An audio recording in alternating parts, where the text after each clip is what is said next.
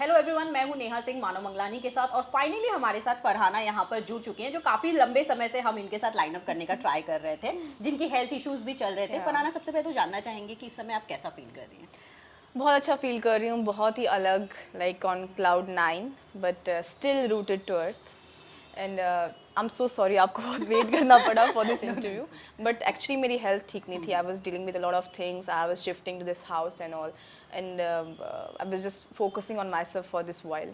So yeah, it's wonderful, amazing feeling. अच्छा Farhana, of course fans ज़रूर जानना चाहेंगे कि आफ्टर बिग बॉस फरहाना की लाइफ कितनी ज़्यादा चेंज हुई है। क्या वो फैसला एकदम सही था फरहाना का बिग बॉस हाउस में जाना? ऑफ कोर्स बहुत ही सही था। एंड मुझे लगता है जितना मैंने खुद पे आज तक यकीन किया है ना, आई वाज नेवर रॉन्ग। क्योंकि बिग बॉस में इससे पहले 2 बार मुझे अपॉर्चुनिटी आई थी। पहली बार तो मैं कर नहीं पाई because I was travelling abroad. दूसरी बार मुझे रिजेक्ट किया गया, सीधा मैं बोल दूँ। I send the video, they didn't respond, but this was the third time जहाँ दे कास्टेड मी। तो एक मेरे पे बहुत बड़ा प्रेशर था कि वो मुझे कास्ट कर रहे हैं because of my personality, not because of the followers और because of who I am. So I have to prove myself. और उसके बाद घर के अंदर जाते ही पहले मुझे निकाल दिया था बाहर, तो वो मेरे लिए एक बहुत बड़ा झटका था कि ये क्या हो गया। ऑलरेडी सब लोग मुझ पे शक कर रहे हैं, क्रिएटिव्स मुझे शक कर रहे हैं कर पाएगी नहीं कर पाएगी, और ये पहले ही ये झमेला हो गया। एंड उसके बाद जब मैं निकली बिग बॉस से बाहर, it's a completely different world, like completely different world. And I am glad now कि it was a completely right choice to go for Bigg boss.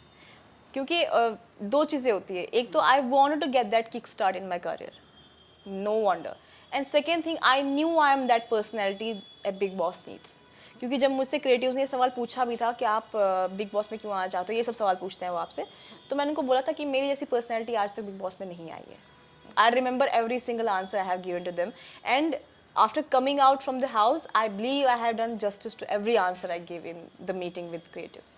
And I was actually astonished कि creatives ने मुझे किस चीज़ के लिए, मतलब किस चीज़, क्या चीज़ देख के उनने मुझे साइन किया या क्या चीज़ देख के उनने मुझे कास्ट किया।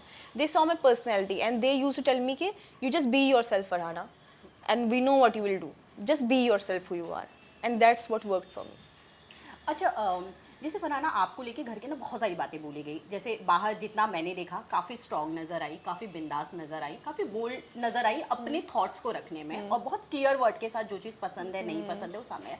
पर फरहाना, उस लड़की को ऐसी लड़की बनने में क्या क्या चीज़ें देखनी पड़ी? क्योंकि ये बहुत ईजिली होता है किसी को बोलना कि अरे यार बहुत मुंहफट है, कुछ भी बोल देती है, पर शायद उसके पीछे की कहानी कोई नहीं जानता है, जो ऑफकोर्स मैं जरूर जानना चाहूँगी और फैंस भी ज़रूर जानना चाहेंगे कि फरहाना ने ऐसा क्या क्या अपनी लाइफ में देखा है कि फरहाना आज इतनी स्ट्रांग है और अपने ओपिनियन के साथ बोल सकती है ये मुझे नहीं पसंद है और ये मैं नहीं करूँगी। सो इट वॉज ऑब्वियस, मैं पहले ऐसी थी नहीं कभी। बचपन में मैंने चीज़ें एक्सेप्ट करना सीख लिया था। मैं सिचुएशंस को एक्सेप्ट कर लेती, मेरे ऊपर जो भी या मेरी माँ के ऊपर जो भी चीज़ें थोपी जाती थी, मैं उनको चुपचाप एक्सेप्ट कर लेती थी, कि मुझे लगता था कि मेरे पास और कोई चॉइस नहीं है और कोई रीज़न नहीं है। बट जो ही मैंने अपना कैलिबर डिस्कवर किया, मैंने ये चीज़ डिस्कवर की कि if I will take stand for myself and my mother, हमें किसी की ज़रूरत नहीं है। एंड कोई ऐसा बंदा हमारी लाइफ में होगा नहीं जो मेरी माँ की डिसरेस्पेक्ट करेगा, किसी भी चीज़ पे को लेके मेरी डिसरेस्पेक्ट करेगा। तो सिचुएशंस ऐसे आते गए, मेरे चॉइसेस ऐसे होते गए मेरे लाइफस्टाइल को लेके। क्योंकि जब मेरा लाइफस्टाइल ऐसा था जो इनबिल्ट था मुझ में, जो मैंने कभी चूज़ नहीं किया। I was this kind of person from the very beginning. बाल खुले रखना, नए 3 दिन में 3 बार कपड़े चेंज करना, मैं बहुत ही शौकीन इंसान थी। मतलब ईद पे मेरे पास 4 आउटफिट्स होने चाहिए, वैसे पहले तो ऐसा नहीं था बिकॉज एफर्ट भी नहीं कर पाते थे, या मुझे कपड़ों की इतनी लाइन, जूतों की लाइन, मतलब फुटवेयर्स की लाइन लगनी चाहिए।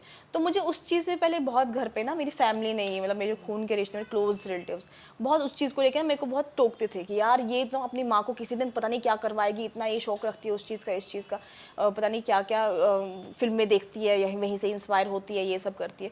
तो वहाँ से ये चीज़ स्टार्ट हुई जहाँ मुझे रिटेलिएट करना पड़ा। हालांकि मैं बहुत छोटी थी उस टाइम, मैं कुछ कर नहीं पाती, बट जब से मैंने होश संभाला, I started taking stand for my self कि मुझे ये करना है, मैं यही करूँगी, आप लोगों को जो करना है आप करो। इट वॉज लाइक दैट, क्योंकि at the end it was me who was taking care of me and my family. जब भी कोई मुझे कुछ बोलता था, कुछ ज्ञान देने आता था, तो पहले मैं सोचती कि यार ये बंदा कोई बिल भर रहा है क्या मेरे घर की? नहीं भर रहा है ना, तो इसकी ओपिनियन क्यों मैटर कर रहा है मेरे लिए? तो I used to discard every single person who was standing against me because of any reason. और जो भी शख्स आज तक मेरे खिलाफ खड़ा हुआ है, उसका कभी ये रीज़न नहीं था कि यार तुम गलत कर रही हो या इससे तुम्हें हार्म होगा। उनका ये रीज़न होता कि यार कहीं ये लड़की हमसे आगे ना निकल जाए, कहीं इतनी सेल्फ सफिशिएंट ना बन जाए कि हमसे चीज़ें मांगना बंद कर दे, हमारे हाथ से निकल जाए, हमारा कंट्रोल ना निकल जाए, मतलब ख़त्म हो जाए इस पे, इसकी माँ पर से, हमसे आगे ना निकल जाए, लाइफ में कुछ हमारे बच्चों से अच्छा ना कर दे। हमेशा वो दिखता था उनकी बातों में। तो I always new the intentions of everyone, every single person, जो कोई भी कुछ भी करना चाह रहा है मेरी लाइफ में, मुझे कोई भी चीज़ कमांड करना चाह रहा है। तो एक पॉइंट ऐसा है जब मैंने पूरे कंट्रोल अपने हाथ में ले लिए और मैं कट टू एब्रप्टली खड़ी हो गई उनके खिलाफ। That was when they started disrespecting my mother. I was like, everything was fair with me. I was taking everything you were doing, but not my mother. जो भी होना था वो हो चुका है, अब नहीं होगा इसके बाद। फिर बहुत सारे ऐसे वो डिसीजन मैंने लिया कि मैं और मेरी माँ हम अलग रहें, अलग खड़े होंगे अपने लिए, जो भी करना होगा अपने लिए करेंगे, खुद से करेंगे। वो डिसीजन लेना ईजी भी नहीं था। आई न्यू कि इसके बाद भाई कोई मेरे पे हाथ नहीं रखेगा। अब ये जानने के बाद कि मैंने डिस्कार्ड कर दी ये चीज़ें, कोई रिलेटिव नहीं आएगा पूछने भी, कोई ये पूछने नहीं आएगा तुम्हारे घर में शाम के लिए खाना है या नहीं खाना है। वो चैलेंज मुझे पता थी कि देखनी पड़ेंगी, बट मैंने कहा ठीक है, ये डिसीजन मैं ले रही हूँ, I will deal with it, और मेरे से जो हो पाएगा मैं चीज़ें ठीक करूँगी। मैं इसमें एक मोमेंट में भी ऐसा लगा कि अगर ये यार काश मैं ये नहीं करती, मतलब हो पाएगा या नहीं हो पाएगा, वो डर कभी आया?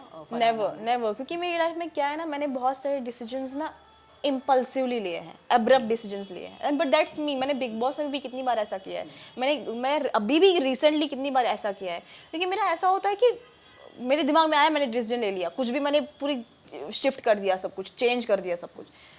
मेरा ये होता है कि पहले कर दो, बाद में डील कर लेंगे जो होगा, और बहुत मैक्सिमम टाइम मैं सक्सेसफुल हो जाती हूँ चीज़ों के साथ डील करने में। I am a person who will not rather waste time in spending, करूँ या नहीं करूँ, मैं कर देती हूँ, जो होगा बाद में देखा जाएगा, डील कर लेंगे उसके साथ, क्योंकि काफ़ी सारी चीज़ों के साथ डील कर चुकी हूँ मैं। ये बिग बॉस, ये जब चीज़ें जो भी उस वहाँ के अंदर सिचुएशन थी, वो मेरे लिए कोई मतलब बड़ी बात थी ही नहीं, बिकॉज मैंने उससे बड़ी जंगें देखी हैं ज़िंदगी में, बड़ी उससे बड़ी बहुत ही अजीब बातें सुनी है खुद के बारे में। तो वो लोग जो भी बोलते थे, मुझे हार्डली फ़र्क पड़ता था उस चीज़ का।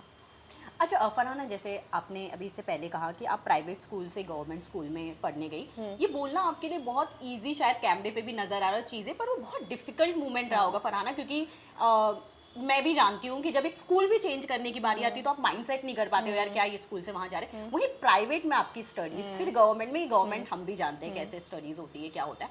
वो फरहाना ने खुद को कैसे उस टाइम पे मेंटली प्रिपेयर किया, क्योंकि एक बच्ची वहाँ से यहाँ आना और फिर खुद के लिए कमाना, खुद के लिए अपने स्कूल का पैसा भरना, अपनी चीज़ें करना, उस फरहाना के बारे में जानना चाहूँगी मैं। जब हमें ये डिसीजन लेना पड़ा मेरी माँ को और मुझे, क्या मुझे गवर्नमेंट स्कूल जाना पड़ेगा, तो मैंने कोई सेकंड थॉट दिया ही नहीं, क्योंकि अगर मैं कंप्लेन भी करती तो किससे करती कि भाई मैं गवर्नमेंट स्कूल क्यों जा रही हूँ, किससे करती, अपनी माँ से ही करती। तो वो मेरी माँ क्या कर लेती उसमें, she was her self helpless, मतलब आई वॉज द अथॉरिटी ना, I was the ruler, I was the प्रजा, आई वॉज द एवरीथिंग। तो मैं किससे कंप्लेन करती कि मुझे क्यों भेज रहे हो वहाँ, वो तो सिचुएशन था ना, वैसे हालात वैसे थे। तो मेरा ये था कि मेरी पढ़ाई ना छूट जाए, चाहे कुछ भी हो। बट एक चीज़ मैं आपको बताऊँ, मेरी पढ़ाई में कुछ ज़्यादा अंतर नहीं आया गवर्नमेंट स्कूल जाने से। जब आप में वो जोश हो ना, वो चीज़ें करने की हिम्मत हो कि यार मुझे पढ़ना है, मुझे कुछ ना कुछ करके अच्छा करना है, I did excel in government school as well. मैंने उसी शिद्दत से, उसी तरीके से पढ़ा वहाँ पे। इनफैक्ट मेरी एक्स्ट्रा करिकुलर एक्टिविटीज़ भी बहुत ज़्यादा बढ़ गई।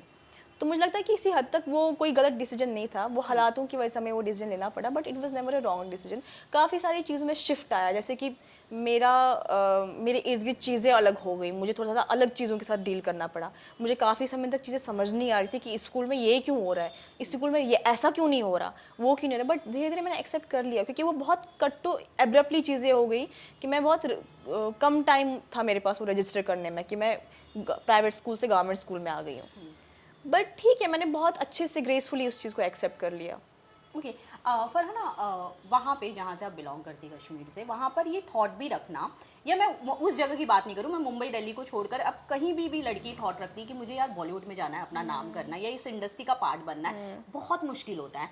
एक तो आपका कोई बैकअप नहीं है, आप अपने दम पर यहाँ आ रही हो और यहाँ पे लाखों लोग आते हैं और हार कर वापस चले जाते हैं। तो फरहाना ने खुद को कैसे मेंटली इस चीज़ के लिए प्रिपेयर किया कि नहीं यार मुझे जाना है और मुझे पता है मैं जीत कर ही वापस आऊँगी, मैं रिटर्न तो आने वाली हूँ नहीं, उसके बारे में?